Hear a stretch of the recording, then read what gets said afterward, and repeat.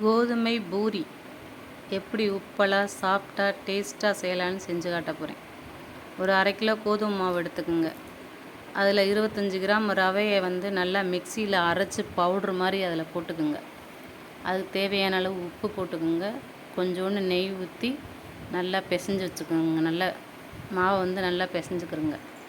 அதுக்கப்புறம் லைட்டாக நம்ம விரல் சுடுற அளவுக்கு சுடு தண்ணி எடுத்து அதில் ஊற்றி நல்லா பிசைஞ்சிட்டு லாஸ்ட்டாக எண்ணெயை ஊற்றி நல்லா ஊற வச்சுருங்க. ஒரு 1/2 மணி நேரம் ஊறட்டும். அதுக்கப்புறம் எடுத்து ஒன்று ஒன்றா தேய்ச்சி ஆயிலில் காய வச்சு ஆயிலில் போட்டு எடுத்தீங்கன்னா நல்லா பஃப்புன்னு வரும். எடுத்து சாப்பிடும்போதும் நல்ல டேஸ்ட்டாக சூப்பராக இருக்கும். அந்த ரவை போட்டிருக்கிறதுனால அரைச்சி போட்டிருக்கிறதுனால நல்லா சாஃப்டாக இருக்கும்.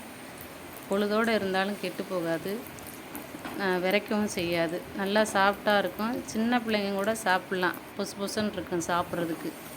ஒரு மாதிரி ஜவ்வு மாதிரி இழுக்காது, மெல்ல முடியாமலாம் இருக்காது. அதுக்கு தான் ரவை போடுறது. ரவை போட்டோம்னா இந்த நல்லா உப்பலாகவும் சாஃப்டாகவும் இருக்கும். நீங்கள் அது மாதிரி செஞ்சு ஒரு தடவை செஞ்சு பாருங்கள். சூப்பராக டேஸ்ட்டாக சாஃப்டாக இருக்கும். செஞ்சு அதுக்கு சன்னா மசாலா வச்சு சாப்பிடுங்க. நல்லா டேஸ்ட்டாக இருக்கும். நாங்கள் சன்னா மசாலா தான் வைப்போம். உருளைக்கிழங்கும் வைக்கலாம், உங்கள் விருப்பம். எந்த குருமானாலும் வச்சு சாப்பிட்டு பாருங்கள். சூப்பராக டேஸ்ட்டாக இருக்கும்.